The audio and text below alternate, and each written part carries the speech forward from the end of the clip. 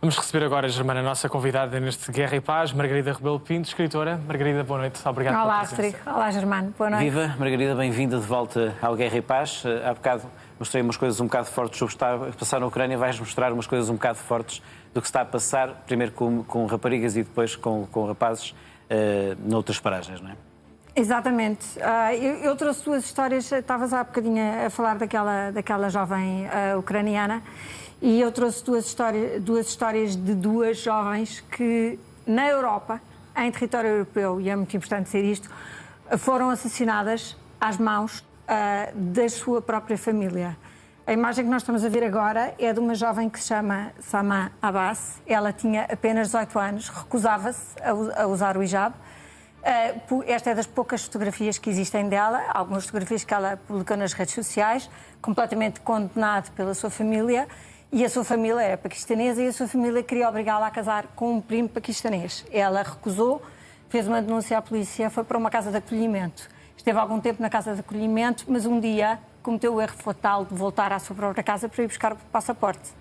Nesse dia ela desapareceu, nunca mais apareceu e, portanto, as autoridades demoraram 2 anos a encontrar e quando a encontraram o corpo com vários ferimentos e com o pescoço partido num armazém abandonado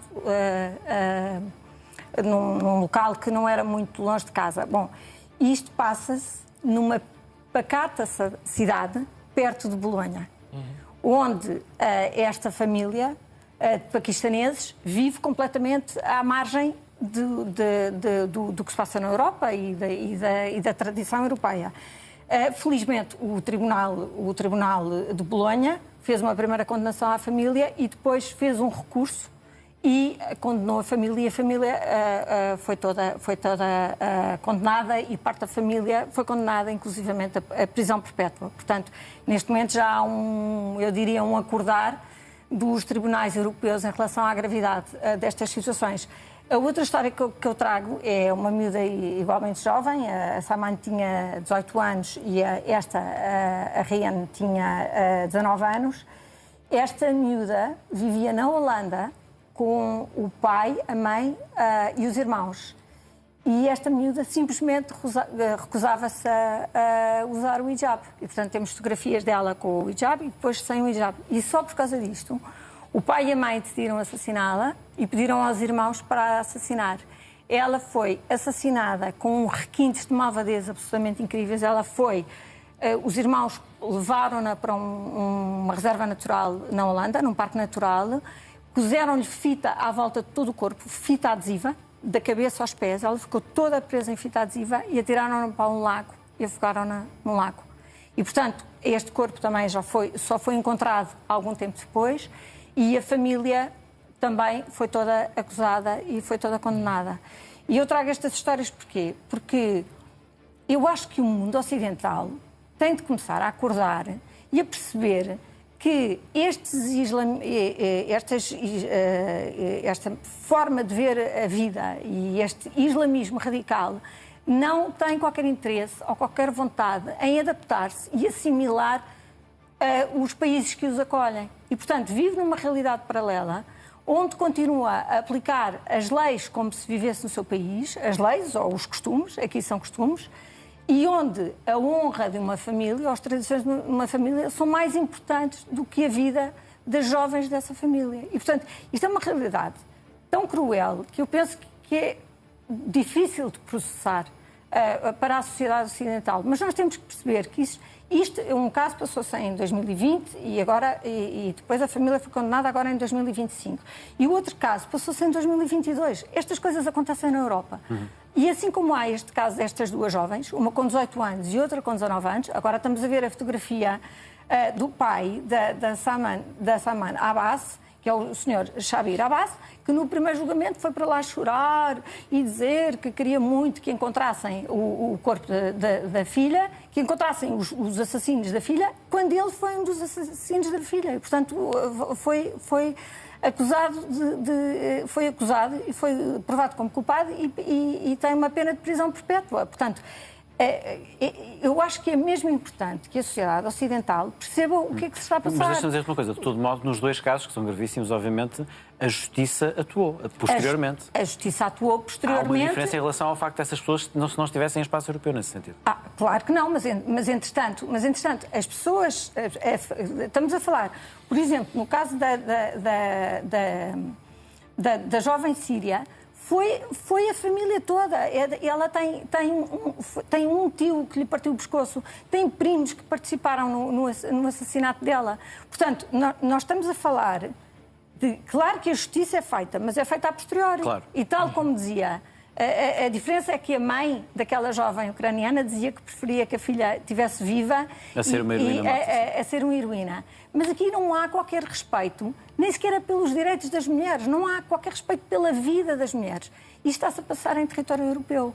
E é isto que me faz pensar que, de facto, a Europa está minada por centenas de milhares ou milhões de cavalos de Troia, que são pessoas que na Europa não respeitam minimamente os valores ocidentais. E, portanto, é aquilo que se chama a empatia do suicídio, não é? Nós recebemos com tolerância os migrantes, queremos lhes dar condições de vida, queremos recebê-los com dignidade e, portanto, o discurso da Europa é um discurso sempre muito humano em relação ao respeito pela vida. Mas os radicais que estão instalados na Europa estão-se completamente nas tintas para o que nós queremos, não fazem qualquer esforço para assimilar. Muito bem, vamos avançar dentro um pouco também deste tema, mas agora no Irão. E de facto tem sido, estiveste aliás aqui já por 2 vezes a falar disso, quem em Portugal mais tem chamado a atenção para o risco do aumento das execuções no Irão. Quando foi do início da guerra, apontaste, vamos ver se isso não vai voltar a acontecer em maior dimensão. E o que é que tens para nos mostrar relativamente ao que infelizmente está a acontecer? Bom, infelizmente a intuição que eu tive era que com o escalar da guerra, tal como aconteceu no período nazi, as execuções iriam aumentar. E foi o que aconteceu. Há dados que não são completamente certos, não é? Porque há dados mais oficiais que apontam para menos mortes e depois a Amnistia Nacional quase que duplica esses dados, mas, por exemplo, a Amnistia Nacional considerou que este ano já foram... Eu vou dizer o número devagar, para as pessoas ouvirem bem lá em casa. Foram executadas entre 700 e 800 pessoas este ano no Irão. Vou repetir, 700 e 800 pessoas no Irão. No mês de julho terão sido executadas entre 50 e 60 pessoas. 2 pessoas por dia, em média. Duas pessoas por dia. E os crimes são sempre os mesmos. Isto são presos políticos que são considerados ou inimizade contra Deus, o tal Morabet, ou então perigo para a sociedade iraniana. São pessoas que são sujeitas a tortura, a julgamentos sumários, obrigam-nos a fazer confissões que não correspondem à realidade. E este caso é impressionante. Este caso do Amir Hossein Safari é um caso impressionante. Este é um dos miúdos que foi enforcado em praça pública com guindastes. Porque eles começaram por fazer execuções nas prisões, julgamentos sumários, as pessoas eram julgadas à tarde e depois no dia a seguir eram executadas. Mas neste momento os iranianos, para mostrar ao seu povo que pagará a resistência da forma mais cara, fazem execuções em praça pública, montam guindastes e executam 2 e 3 prisioneiros políticos, presos políticos, ao mesmo tempo. Este rapaz que está aqui sofria de uma patologia congénita e, portanto, não podia mexer um dos braços. E, portanto, não tinha força num dos braços. E ele foi acusado de ter perseguido e ter baleado um guarda da Guarda Nacional Iraniana. Exatamente. Ora, é claro que ele não podia ter feito isto, porque ele não tem mobilidade para o fazer. E, no entanto, ele foi executado e foi enforcado em praça pública, em guindastes, com guindastes, ao mesmo tempo que outros prisioneiros. E há indicações que as execuções que eram feitas na prisão voltaram a ser feitas em praça pública. Isto já depois do início da guerra? Sim, começou por... As execuções começaram por ser feitas nas prisões. As tais, os julgamentos sumários, mas neste momento são feitas em praça pública. Os iranianos vão a uma praça pública, montam guindastes, e isto já aconteceu algumas vezes. Aliás, estão aqui Eu acho mais... que podemos pôr, aliás, as mais imagens três que estão jovens, mais para o fim também deste nosso alinhamento para ver essas execuções em praça pública. Exatamente, que é uma percebermos coisa absolutamente assustadora. E há esta ilustração que é de uma sensibilidade incrível, porque um dos jovens, antes de ser executado, ele fez este gesto. Ele fez o gesto do coração com as mãos. E houve uma ilustradora italiana que divulgou esta mensagem, esta imagem, porque foi o que ele fez antes de morrer. E, portanto, deixa-me só perguntar-te, o que é que Sim. consegues dizer relativamente à fonte do que estamos a ver à direita? Desta forma. O que estamos a ver são, em relação à imagem da direita, são fotografias que a diáspora, que as pessoas que estão dentro do Irão conseguem enviar para a diáspora. E, portanto, a diáspora vai divulgando estas fotografias. São imagens que deixam só dizer lá para casa, podem eventualmente chocar alguns podem espectadores. chocar. Eu chamo a atenção e pensei muito antes de trazer estas imagens, porque são imagens, de facto, muito violentas, mas, mais uma vez, é importante que as pessoas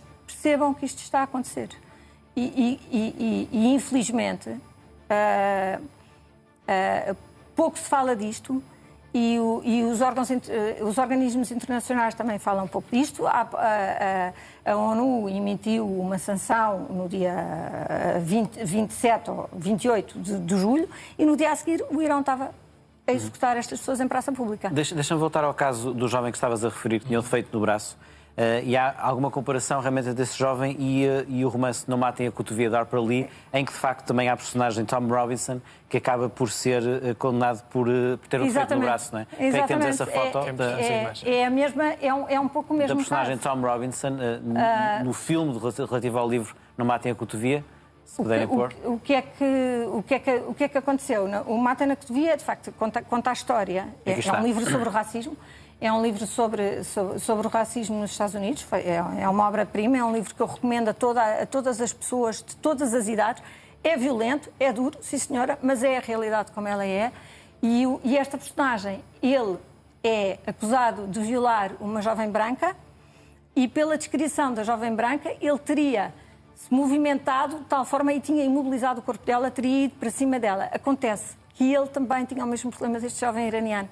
Ele tinha ceifado um braço na máquina do algodão, porque ele era trabalhador dos campos de algodão, e, portanto, ele não tinha força num dos braços para conseguir imobilizar a jovem e ter cometido essa violação, segundo a descrição que ela fez. Mas, como era negro, ele acaba por ser condenado só pela sua cor de pele. E, portanto, isto mostra...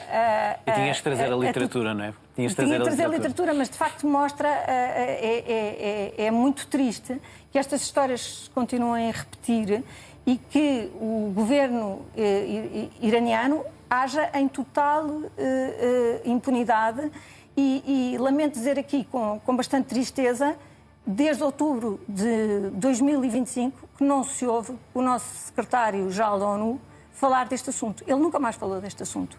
E, portanto, eu acho que isto é grave. Porque estamos a falar de centenas, de milhares de pessoas que são executadas todos os anos. O ano passado foram 1.686 pessoas. Se não estou em erro, foram mais de 1.600 pessoas. E, portanto, este ano para lá caminhamos, porque estamos em julho, já foram 700 ou 800.